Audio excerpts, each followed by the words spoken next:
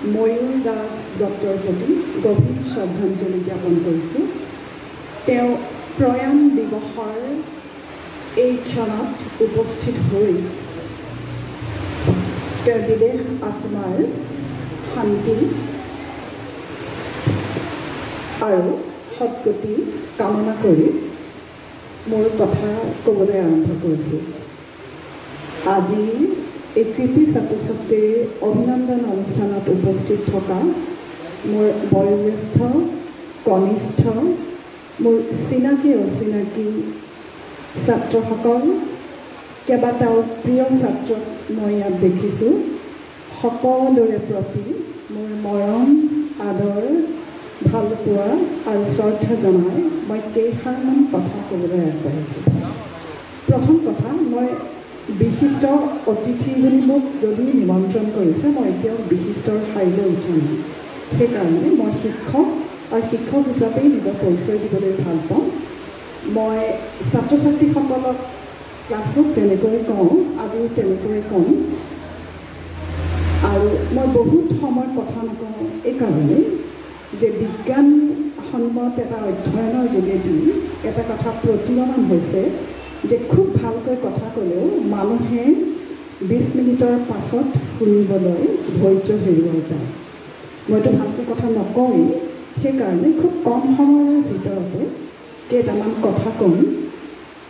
যিসকল বয়োজ্যেষ্ঠ আছে বা যিসকলক মই মোৰ কথা নুশুনাকৈও তেওঁলোকৰ কাৰণ হ'ব বুলি ভাবিছোঁ, তেওঁলোকৰ ওচৰত প্ৰথমতে মই ক্ষমা ভিক্ষা কৰিছোঁ। মোৰ কথাখিনি কেৱল ইয়াত উপস্থিত ছাত্ৰ ছাত্ৰীসকলৰ কাৰণে।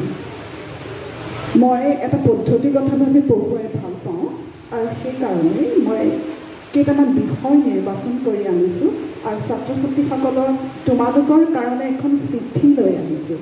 তোমালোকৰ মা দেউতাই আজি মোৰ যোগেদি এখন চিঠি তোমালোকলৈ পঠিয়াইছে। গতিকে চিঠিখন মই মোৰ কথাখিনি শেষত পঢ়ি দিম। আশা কৰোঁ তোমালোকে শুনিবা, শুনি হৃদয়ংগম কৰিবা। প্ৰথম কথাটো হৈছে, মই এটা কথা কৈছোঁ যে মই খুব কম কথা কওঁ আৰু কম। মই কোৱা কথাত কৈ কৰি দেখুৱাত বিশ্বাসী। এইটো মোৰ ব্যক্তিগত অভিমত। কোৱা কথাত বিশ্বাস নাই, কৰি দেখুৱাত অবিশ্বাস নাই। গতিকে কৰি দেখুৱাব পৰাটোহে আটাইতকৈ গুৰুত্বপূৰ্ণ কথা, আৰু মই এতিয়াও কৰি দেখুৱাব পৰাগৈ নাই। তোমালোক ছাত্ৰ ছাত্ৰীসকল, বয়সটো এনেকুৱা এটা সপোনৰ লগত উমলি জামলি আছে। সেই সপোন কিহৰ?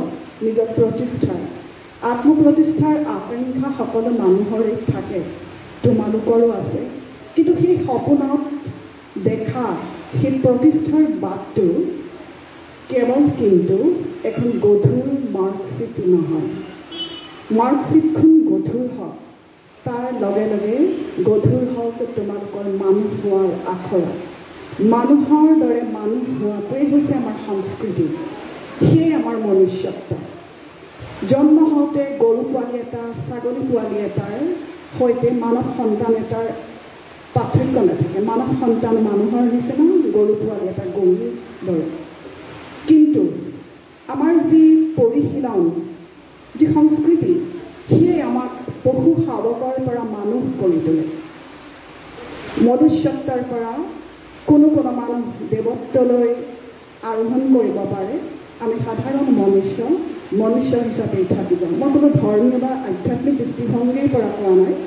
মানুহ নামটোৰ সাৰ্থকতা তাতেইহে যেতিয়া আমাৰ মাজত থাকিব সাংস্কৃতিক বোধ, মনুষ্যত্ববোধ, পাৰস্পৰিক ভালপোৱা, স্নেহ, শ্ৰদ্ধা, আৰু আটাইতকৈ ডাঙৰ কথা হৈছে আমাৰ মাজত থকা সত্য আৰু শুভবোধৰ যিটো চেতনা আৰু চিন্তা।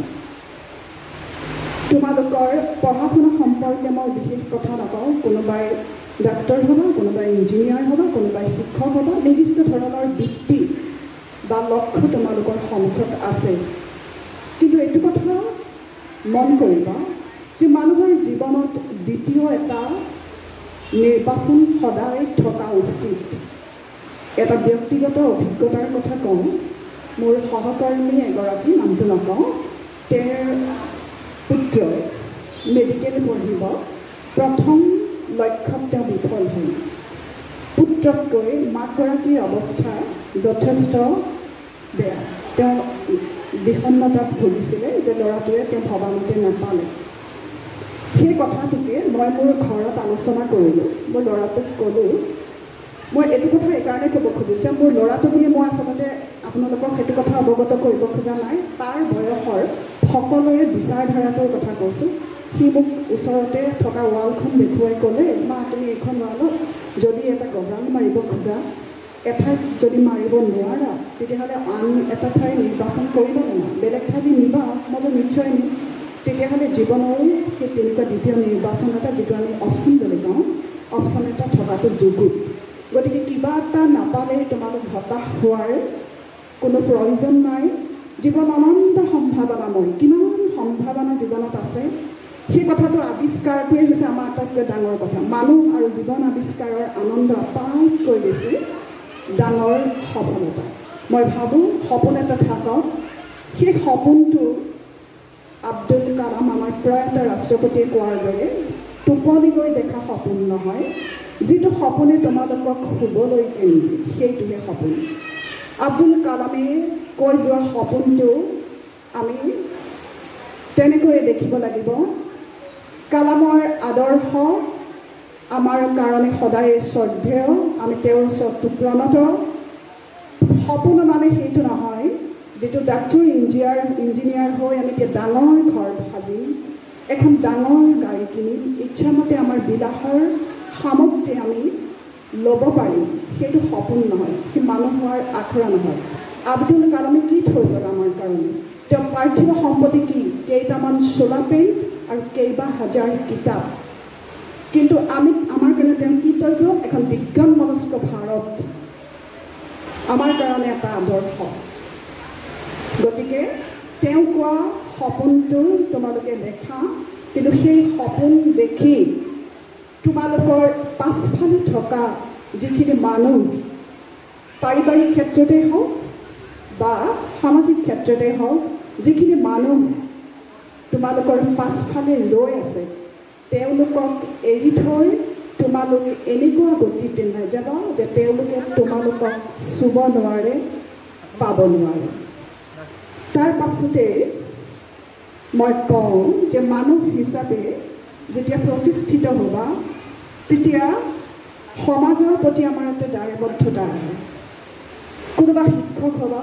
কোনোবা ডাক্তৰ হ'বা কোনোবা ইঞ্জিনিয়াৰ হ'বা কিন্তু সেইবিলাকেই মানুহে ধৰি লোৱা কোনোবা এজন ডাক্তৰৰ চেম্বাৰৰ ছবিখন কল্পনা কৰাচোন সোমাই যাওঁতে আমি এখন বেনাৰ দেখোঁ তাতো এজন মানুহ নাথাকেনে তাতো এটা বৃত্তি থাকে তেওঁ কি মানুহ নহয় তাৰপিছতে তেওঁ খুব ধুনীয়া এযোৰ টেবুল চকীৰ সন্মুখত বহি থাকে সেই টেবুল চকীযোৰৰ আঁৰতো এজন মানুহ থাকে তেওঁ মানুহ নহয় নেকি তেওঁ এটা বৃত্তি তেওঁ কাঠ মিস্ত্ৰী বা অন্যান্য ধৰণৰ তেওঁ তেনেকুৱা আচবাব বনোৱা মানুহ কেৱল আমি ডাক্তৰজনহে দেখোঁ কিন্তু তাৰ আঁৰত থকা মানুহসকল আমাৰ সাম্প্ৰতিক সমাজত তথাকথিত ধনী মানুহ নহয় গতিকে ধনী মানুহকেই যে সন্মান কৰিব লাগিব সেই কথাটো তোমালোকে এতিয়াৰ পৰাই মনৰ পৰা আঁতৰ কৰা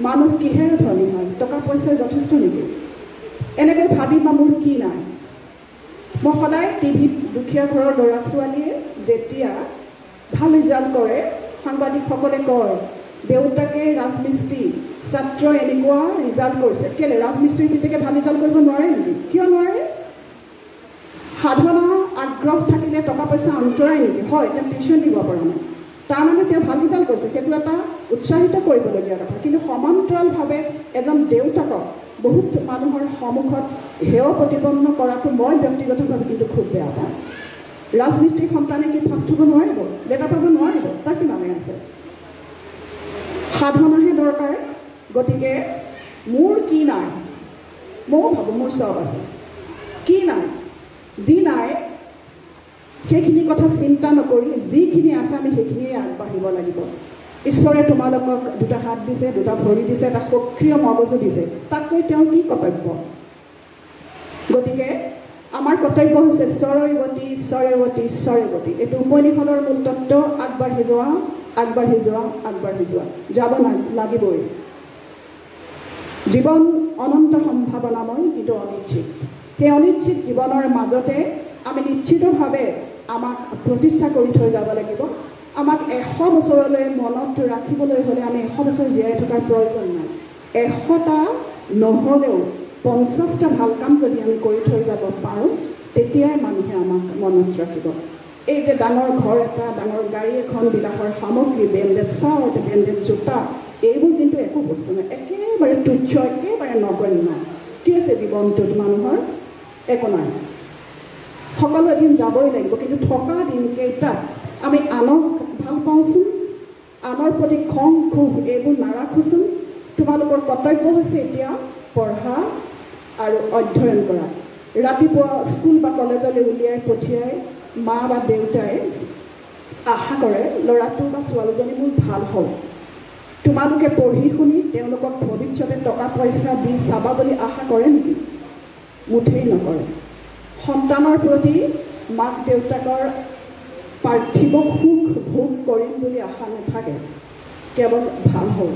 গতিকে সেই কথাটো কিবা এটা কামত তোমালোকৰ দুধুৰ হয়, তেতিয়া তোমালোকে পিতৃ আৰু মাতৃৰ পৰা পৰামৰ্শ ল'বা, নিকট কোনোবা আত্মীয়ৰ পৰা পৰামৰ্শ ল'বা।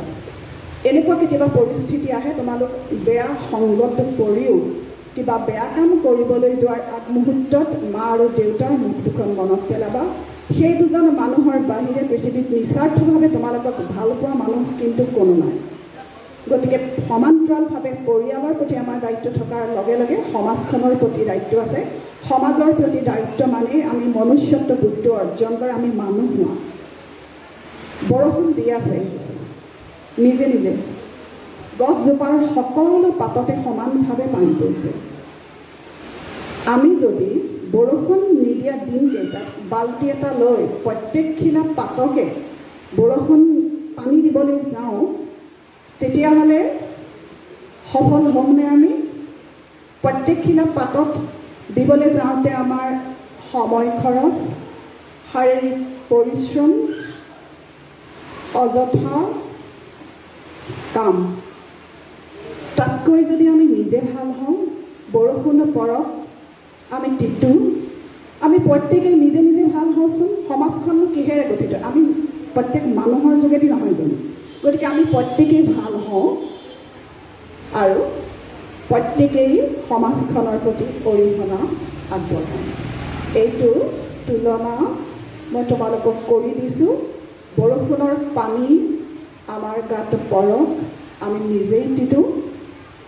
আৰু এই কথাটো কোৱাৰ প্ৰসংগটো এইটো কথা যে সকলো মানুহকে বুজাই কিন্তু শুদ্ধ কৰিব নোৱাৰে। সেই কথাটো এটা বাস্তৱ অভিজ্ঞতা। সকলোৰে চাগে হৈছে, যি বেয়া হওঁ বুলি কয় সি বেয়া হ'বই, যি ভাল হওঁ বুলি কয় সি ভাল হ'বই। যিমান পৰিৱেশ বেয়া নহওক তেওঁ আগলৈকে চাব।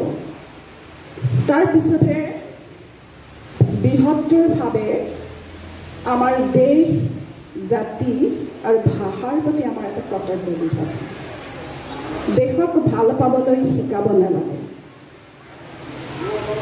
স্বাধীনতা দিৱস সদ্য হৈ গৈছে। এইবাৰ দেখিলোঁ বাইকত ফুল স্পীডত জাতীয় পতাকাখন লগাই ডেকাসকলে, নতুন প্ৰজন্মৰ যিসকল প্ৰতিনিধি, তেওঁলোকে দিনটো ৰাস্তাত ঘূৰা ঘূৰি হৈ আছে। সেইটো দেশপ্ৰেমৰ প্ৰদৰ্শন কৰিব লাগে নে নালাগে? তুমি আনৰ অসুবিধা কিয় কৰিছা? ক'ৰবাত কাৰোবাক খুন্দিয়াইছে, ৰাস্তাত এটা সন্ত্ৰাস হৈছে, বাইক সন্ত্ৰাসৰ সৃষ্টি কৰিছে, সেইটো দেশপ্ৰেম নেকি? দেশখনৰ প্ৰতি আমাৰ দায়িত্ব আছে। সেই দায়িত্বটো আমি বাইক চলাই, স্পীডত বাইক চলাই আন বাতৰুৱা বা পথিকক আমনি নকৰাকৈ আমি দেশক ভাল পাব পাৰোঁ। আমাৰ নিজৰ জাতিটোৰ প্ৰতি দায়বদ্ধতা আছে। অসমীয়া ভাষা, সাহিত্য, সংস্কৃতি এইবোৰৰ প্ৰতি আমাৰ দায়বদ্ধতা আছে। আমি আমাৰ ভাষাক ভাল পাবই লাগিব। ইংৰাজী মাধ্যমৰ প্ৰতি মোৰ বিশেষাধিকাৰ নাই, কিন্তু ভাষা নিজৰ ভাষাটো সমান্তৰালভাৱে চৰ্চা কৰাটো মই বিচাৰোঁ। সেইটো কিন্তু ছাত্ৰ ছাত্ৰীসকলতকৈও অভিভাৱকসকলৰ দায়িত্ব আৰু কৰ্তব্য বেছি। মানুহে সপোন কি ভাষাত দেখে? ABCD পঢ়িবলৈ আৰম্ভ কৰাৰ লগে লগে B for bird, B for ball, C for cat, সেইটোক ইংৰাজীত কয় পেৰট লাৰ্ণিং, ভাটৌ পঢ়ন। 5টা ভেজিটেবলৰ নাম, 5টা বাৰ্ডৰ নাম। ইংৰাজী মাধ্যমত পঢ়াৰ পাছত এনেকৈ কয়, মোৰ হাতত 3টা পেন, মোৰ হাতত 5টা বল। না ইংৰাজী, না হিন্দী, না অসমীয়া। সম্পূৰ্ণ শুদ্ধ অসমীয়া কোৱাটো আমাৰ আপত্তি কি? লিখাত অসুবিধা হ'ব পাৰে। মই কৈছোঁৱে যে ইংৰাজী মাধ্যমৰ প্ৰতি মোৰ কোনো বিশেষাধিকাৰ নাই, কিন্তু কল্পনা শক্তি, সৃজনীশীলতা কেৱল নিজৰ ভাষাত নিজৰ শিপাডালৰ যোগেদিহে গঠিত হয়। সপোন আমি ইংৰাজীত নেদেখোঁ নহয়, অসমীয়াত দেখোঁ। সেই সপোন মানে শুই থকাৰ সপোনো হ'ব পাৰে, আমাৰ ভৱিষ্যত জীৱনৰ সপোনো হ'ব পাৰে। গতিকে ঘাই শিপাডাল যদি আমাৰ নাথাকে, শিপা হেৰুৱা মানুহ ত্ৰিশংকুৰ দৰে ওলমি থাকে, ওপৰলৈ যাব পাৰে না তলতো মাটিও খামুচি থাকিব পাৰে। গতিকে মাটি খামুচি থকাটোৱেই ভাল। এইটো মোৰ ব্যক্তিগত অভিমত দেই। কোনোবাই ক'ব যে বাইদেউ ইংৰাজী মাধ্যমৰ ইংৰাজী ভাষাটো কিন্তু লাগে, এটা ইণ্টাৰনেশ্যনেল ভাষা, আন্তঃৰাষ্ট্ৰীয় ভাষা। ইংৰাজী ভাষাটো কিন্তু বৰ দৰকাৰ। আৰু আমাৰ দৈনন্দিন জীৱনত চকু মেলাৰ পৰা আমি আজিকালি ইংৰাজী ভাষা ক'বলৈ বাধ্য কিছুমান কথাত। এতিয়া টুথব্ৰাছডালক আমি কি বুলি ক'ম? দাঁতোন বুলি কয় আগতে, কিন্তু সেইটো শব্দ আমাৰ মনৰ পৰা গুচি গৈছে। টুথপেষ্টটোক আমি কি বুলি ক'ম? এই কিছুমান শব্দ আমি টেবুলখনক মেজ বুলি ক'লে ল'ৰা ছোৱালীয়ে চিনি নাপায়। এতিয়া পেনটোক কলম বুলি নকওঁ, মই অৱশ্যে কওঁ, সদায় মুখত কলম বুলিয়ে ওলাইছে, সেইটো মোৰ নিজৰ কথা। কিন্তু কথাটো হৈছে যে নিজৰ ভাষাটো কিন্তু আমি এৰিব নালাগে। আজিকালি ল'ৰা ছোৱালী সাধু নুশুনে। সাধুত গছে কথা কয়, চৰাই গান গায়, তৰাই কথা কয়, চৰাই মানুহৰ লগত কথা পাতে। তাৰ ফলাফলটো কি? এইটো হ'ল লোকতত্ত্ব অধ্যয়ন, এটা গৱেষণাৰ বিষয় এতিয়া সাম্প্ৰতিক কালত। ইয়াৰ মূল কথাটো হৈছে যে মানুহৰ কল্পনা শক্তিটো বাঢ়ে। কল্পনা শক্তি বঢ়াৰ মানে সৃজনীশীলতা। আৰু শিক্ষাত আটাইতকৈ ডাঙৰ কথা আমি গুৰুত্ব নিদিওঁ, সৃজনীশীলতাটো বৰ দৰকাৰ। প্ৰয়োগে জ্ঞানৰ ঐশ্বৰ্য, এইটো মোৰ নিজৰ মন্তব্য। যদি যিটো জ্ঞান আমি প্ৰয়োগ কৰিব নোৱাৰোঁ, সেই জ্ঞানৰ কিবা লাভ আছেনে?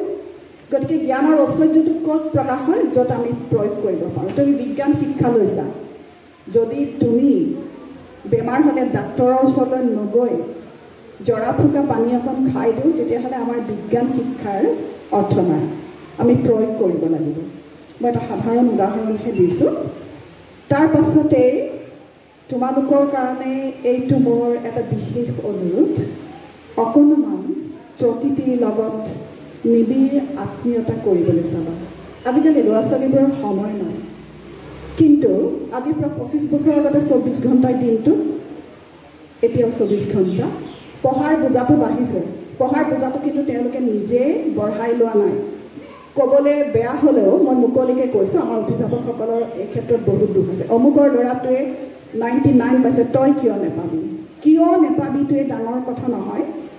মধ্যমেধাৰ ল'ৰা ছোৱালীয়ে 60%টো বৰ ডাঙৰ কথা নহয়। পৃথিৱীত মাত্ৰ ছুপাৰ ব্ৰেইন আইনষ্টাইন, ষ্টিফেন হকিঙৰ বাহিৰে এতিয়ালৈকে কোনো নাই। আমি চব মধ্যমেধাৰ মানুহ। আপোনাৰ ল'ৰাটোৱে যদি ক'ৰবাত অংকত 90% পাইছে, সাধাৰণতে মাকবোৰ, ময়ো মাক, আমাৰ দুখ আছে, দেউতাকে নকয়, কিন্তু মাকে 3গৰাকীৰ আগত ক'বা আমাৰ এই 90% পাইছে। ল'ৰাটোৱে শুনাৰ লগে লগে তাৰ ওপৰত এটা চাপ পৰে। মায়ে ইমান আশা কৰিছে, ইমানকৈ ভাল পাইছে যে অহা পৰীক্ষাটোত মই আকৌ তাতকৈ বেছি পাব লাগিব। চাপমুক্ত জীৱনেহে সফলতা আনে। চাপযুক্ত চাপ এটা লৈ কিন্তু ল'ৰা ছোৱালী পঢ়িব নোৱাৰে, মগজুটো বন্ধ হৈ যায়, সিহঁতৰ বিকাশ নহয়। গতিকে চাপ নিদিব। 60% নম্বৰ কম নেকি? মই আকৌ কৈছোঁ, মাৰ্কশ্বিট কিন্তু লাগিব। মাৰ্কশ্বিটেই কিন্তু যথেষ্ট নহয়। কি কৰি খাইছেগৈ, শেষত আমি কি কৰি খালোঁ, মানুহ হ'ব পাৰিলোঁ নে নাই, সেই কথাটোহে ডাঙৰ কথা শেষত কি হ'লগৈ আমাৰ দেশৰ মানুহবিলাকে আমি যদি খবৰ কৰোঁ আমাতকৈ বহুত চোকা মানুহ কিন্তু এতিয়া তেওঁলোকে এটা কষ্টৰ জীৱন পাৰ কৰি আছে কষ্ট মানে মই এইটো কথা কওঁ কষ্ট সুখ দুখ এইবিলাকৰ কোনো এটা কংক্ৰিট মানে দৃঢ় কিন্তু ধাৰণা নাই মোৰ কাৰণে যিটো সুখ আনৰ কাৰণে সেইটো দুখো হ'ব পাৰে মোৰ জীৱনত দুখ নাই মই যিখিনি বিচাৰিছোঁ পাইছোঁ মই সৰুৰে পৰা এচাৰিলৈ গছ মৰিয়াই ফুৰোঁ মাষ্টৰণী হ'ম বুলি এতিয়া মাষ্টৰণী মোৰ ভাল লাগে ল'ৰা ছোৱালীবোৰ এওঁলোকক এনেকৈ দেখিছোঁ কিবা এটা কৰি খাইছে সেইটো মোৰ বৰ ডাঙৰ সুখ ক'ৰবাত পাওঁ যে বাইদেউ মই অমুকটো কৰি আছোঁ মই সদায় কওঁ ক্লাছতো কওঁ তোমালোকে ছোৱালীবোৰক কওঁ যে বিশেষকৈ দেই ছোৱালীবোৰক কিন্তু অৰ্থনৈতিক স্বাধীনতাটো বৰ দৰকাৰ স্বাৱলম্বিতাটোত হ'লেহে মানুহৰ আত্মবিশ্বাসটো আহে BA পাছ কৰি ল'ৰা এটাই যদি তামোল পাণৰ দোকান এখন দিয়ে তেওঁৰ ওচৰলৈ 10জন গ্ৰাহক বেছিকৈ যাব কিয় যাব তেওঁ এটা উৎসাহমূলক কাম কৰিছে যে তেওঁ BA পাছ কৰি লাজ কৰা নাই তামোল পাণৰ দোকান এখন দিছে গতিকে ল'ৰাটোক আগবাঢ়িবৰ কাৰণে আমি তামোলখন খাম মই এটা উদাহৰণ দিছোঁ কিন্তু যদি একো নকৰাকৈ মাক দেউতাকৰ পইচাৰে ৰাস্তাত হুহুৱাই বাইক ফুৰি থাকে সেইটো আমাৰ একেবাৰে খাটি অসমীয়া শব্দটো হৈছে সদকা শব্দটো শুনিছে নহয় আজিকালি ল'ৰা ছোৱালীয়ে নাই শুনা চাগৈ সদকা দিয়ে যিটো আমি এতিয়া গৰিহণা বুলি ক'ব পাৰোঁ গতিকে সদকা খাবলৈনো কি দৰকাৰটো ঘৰৰ ভাত খাই লোকৰ সদকা খোৱাৰ কোনো যুক্তি নাই সেইটো কথাৰ কাৰণে এতিয়াই তোমালোকে এই কথাটো ঠিক কৰি ল'বা কি হ'বাগৈ তোমালোকে এতিয়া কি পঢ়িছা মানে কি কিতাপ পঢ়িছা মই চিলেবাছৰ কিতাপকেইখনৰ কথা কোৱা নাই কেনেকুৱা মানুহৰ লগত উঠা বহা কৰিছা মিলা মিছা কৰিছা আৰু কেনেকুৱা কাম কৰিছা আজিৰ পৰা 5 বছৰৰ পাছত 10 বছৰৰ পাছত তোমালোক ক'ত থাকিবা এই তিনিটা কথাই নিৰ্ধাৰণ কৰি দিয়ে আটাইতকৈ ডাঙৰ কথা হৈছে সংগ নিৰ্বাচন সংগ দোষে লোহা ভাসে বুলি কয় এইটো বাংলাৰ এটা প্ৰবচন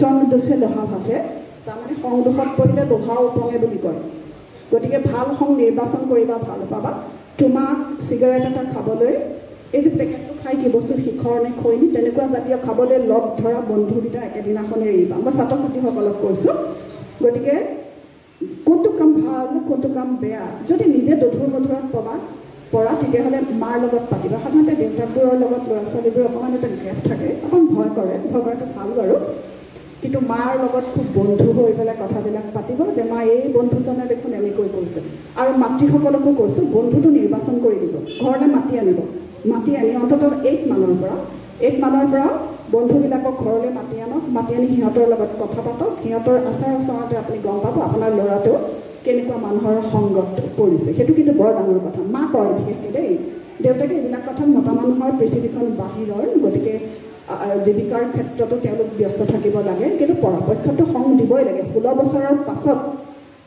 পুত্ৰ সন্তান আৰু পিতৃৰ মাজত সম্পৰ্কটো বন্ধুৰ দৰে হ'ব লাগে সেইটোহে আচলতে আচল পিতৃত্ব অভিভাৱকত্ব মাকৰ লগতো একেবাৰে ওচৰ সম্পৰ্ক হৈয়ে থাকে গতিকে ছাত্ৰ ছাত্ৰীসকলৰ সমান্তৰালভাৱে আমাৰ অভিভাৱকসকলৰ কিছু কৰ্তব্য আছে সেইখিনি চাব লাগে মই কৰিছোঁহে কিন্তু মই নিজৰ ক্ষেত্ৰত কৰিছোঁ সফল হৈছোঁ নে নাই মই গম নাপাওঁগৈ মোৰ ল'ৰা এতিয়াও পঢ়ি আছে আপোনালোকে ভাবিব পাৰে নহয় বাইদেউৰ ল'ৰাটোৱে কি কৰিছে বা বাইদেউৰ নিজৰ ল'ৰা ছোৱালীনো কি কৰি আছে অশান্তি এতিয়ালৈকে পোৱা নাই সেই কথাটো কিন্তু মই গৰ্বৰ কৰোঁ অন্য অশান্তি একো পোৱা নাই এতিয়ালৈকে খুব সাংঘাতিক কিন্তু ৰিজাল্ট কৰি দিয়া নাই আৰু এইটো কথা মই গৰ্বৰে ক'ব পাৰোঁ মই নিজেই সিদ্ধান্ত লৈ তাক অসমীয়া মাধ্যমত পঢ়াইছোঁ অসম জাতীয় বিদ্যালয় এইটো মোৰ এটা নিজস্ব সিদ্ধান্ত সেইটো কথাৰ কাৰণে মোৰ সহকৰ্মীসকলৰ পৰা মই বহুত কথা শুনিছোঁ একেবাৰে ওচৰৰ সহকৰ্মীয়ে মোক এটা কথা কৈছিলে যে তই ল'ৰাটোক ধ্বংস কৰিবি এতিয়ালৈকে ধ্বংস তাৰ দেখা নাই হ'বও পাৰে নেজানো সেইটোতো মোৰ কামনা নকৰোঁ কিন্তু নিজক চম্ভালি ল'ব পাৰিছে বুলিয়ে মই গৰ্ব কৰোঁ অন্ততঃ সি তৎমুহূৰ্ততে শুনিলে শংকৰদেৱ মাধৱদেৱ বেজবৰুৱা বিষ্ণুপ্ৰসাদ ৰাভা সম্পৰ্কে 5টা মান লাইন হ'লেও ক'ব পাৰিব সেইটো মোৰ গৰ্ব সেইটোৱে হ'ল আমাৰ জাতীয়তা গতিকে মই তোমালোককো কওঁ নিজৰ দেশ জাতি ভাষা সংস্কৃতি এইবোৰ আমাৰ নিজৰ বস্তু শিপা পাহাৰা মানুহৰ সমান বেইমান আৰু ছয়তান সেইটো কিন্তু ময়ো সমৰ্থন কৰোঁ উদ্ধৃতিটো লোকৰ নিজৰ শিপা নাথাকিলে মানুহ ত্ৰিশংকুৰ দৰে হয় গতিকে ত্ৰিশংকুৰ কোনো ভিত্তি নাথাকে আৰু বিশেষ কথা মই নকওঁ, তোমালোকক কওঁ জীৱনত জয় হ'বই লাগিব। সেই জয় হৈছে মানুহ হিচাপে নিজকে প্ৰতিষ্ঠা কৰাৰ জয়।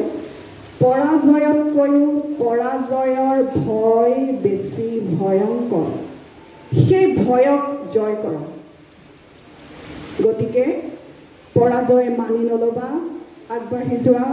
নিজস্ব লক্ষ্য আছে, উদ্দেশ্য আছে, সেই লক্ষ্য তোমালোকৰ প্ৰাপ্তি হওক মই সৰ্বদা কামনা কৰিম।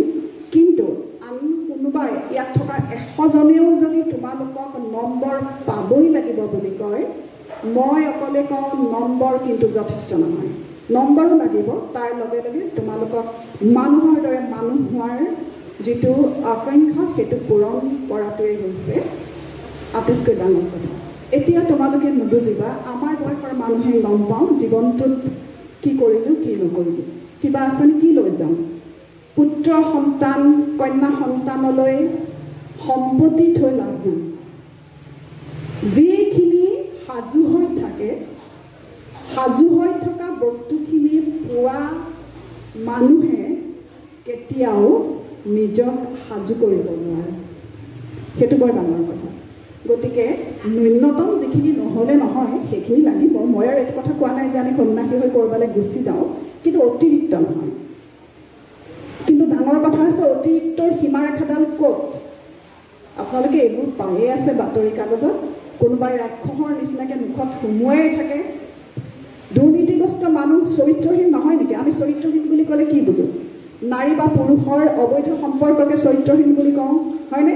কিন্তু মই ভাবোঁ যি কৰাপশ্যন কৰে, যিজন শিক্ষকে ক্লাছ ফাঁকি দিয়ে, ছাত্ৰ ছাত্ৰীৰ কথা নাভাবে, তেওঁ চৰিত্ৰহীন। যিজনে চৰকাৰৰ পইচা খায়, ৰাইজৰ পইচা খায়, তেওঁ চৰিত্ৰহীন। চৰিত্ৰ যি হানি কৰিছে তেওঁৱেই চৰিত্ৰহীন। গতিকে চৰিত্ৰহীনৰ ধাৰণাটো কিন্তু আমি এনেকৈ ওলাব পাৰোঁ। গতিকে আমি চৰিত্ৰবান হৈ থাকোঁ।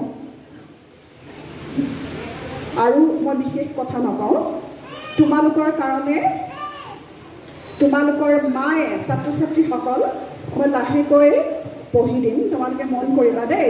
আৰু মই যেতিয়া পঢ়ি থাকিম তোমালোকে মাৰ মুখখন মনত পেলাবাচোন। এইটো আচলতে এটা বাংলা কবিতা, মই মুকলি অনুবাদ কৰিছোঁ। গোটেইটো দিয়া নাই, তোমালোকে আমনি পাবা। আজিকালি ল'ৰা ছোৱালীয়ে বৰকৈ সাহিত্য নপঢ়ে, কিন্তু ইয়াত থকা কেইজন পাছৰ ফালে আছে, মই তোমালোকে শুনিবা বুলি আশা কৰিছোঁ। প্ৰিয় সন্তান মোৰ, যেতিয়া তুমি মোক বুঢ়ী হৈ অহা দেখিবা, বয়সৰ ভৰত কোজা হৈ অহা দেখিবা মোৰ দুৰ্বল শৰীৰ, তেতিয়া মোক তাচ্ছিল্য নকৰিবা, অকণমান ধৈৰ্য ধৰিবা। যেতিয়া খোজ কাঢ়িবলৈ মোৰ ভৰিত থৰক বৰক হ'ব, যেতিয়া মই হামখুৰি খাই পৰিব খুজিম, তেতিয়া তুমি সেই দিনবোৰ মনত পেলাবা, যিবোৰ দিনত তোমাৰ ফুল যেন কোমল, চৰাই পাখিৰ দৰে উষ্ণ আঙুলিত ধৰি ধৰি মই খোজ কাঢ়িবলৈ তোমাক শিকাইছিলোঁ। যেতিয়া স্মৃতি বিভ্ৰমৰ বাবে মই তোমাক একেটা কথাকে বাৰে বাৰে সুধিম, তুমি বিৰক্ত নহ'বা, চকু পন্দুৱাই মোক খঙেৰে নাচাবা। এদিনে ময়ো বিৰক্তি হোৱা নাছিলোঁ। যেতিয়া একেটা সাধুকে তোমাক বাৰে বাৰে কৈছিলোঁ, যেতিয়া একেটা গানকে মই বাৰে বাৰে গাইছিলোঁ, গান গায়ে আছিলোঁ, সাধু কৈয়ে আছিলোঁ, যেতিয়ালৈকে তোমাৰ দুচকুত টোপনি নামি অহা নাছিল। মই যদি কিবা কথা পাহৰি যাওঁ খং নকৰিবা। মোৰ যদি দুভৰি ৰৈ যাব খোজে খং নকৰিবা। তোমাৰ হাতখন আগবঢ়াই দিবা, যেনেকৈ সৰুকালতে তুমি প্ৰথম খোজ কাঢ়োঁতে মই তোমাক তুলি ধৰিছিলোঁ। কথা মনত পেলাবলৈ মোক সহায় কৰিবা, খোজ কাঢ়িবলৈ মোক সহায় কৰিবা। জীৱনৰ শেষ উশাহটো এৰাৰ সময়তো তোমাক যেন মই কাষতে পাওঁ, তোমাৰ ভালপোৱা লৈ যেন মই এই পৃথিৱী এৰি গুচি যাব পাৰোঁ, তাৰ বাবে প্ৰাৰ্থনা কৰিবা। আৰু মোৰ প্ৰাৰ্থনাটো কেৱল তোমাৰ ভালপোৱা আৰু তোমাৰ কল্যাণ, আৰু তোমাৰ কোনো নাই, কৌতুকো নাই। এইখন তোমালোকৰ মায়ে তোমালোকলৈ দিয়া চিঠি। সকলোকে ধন্যবাদ জনাইছোঁ।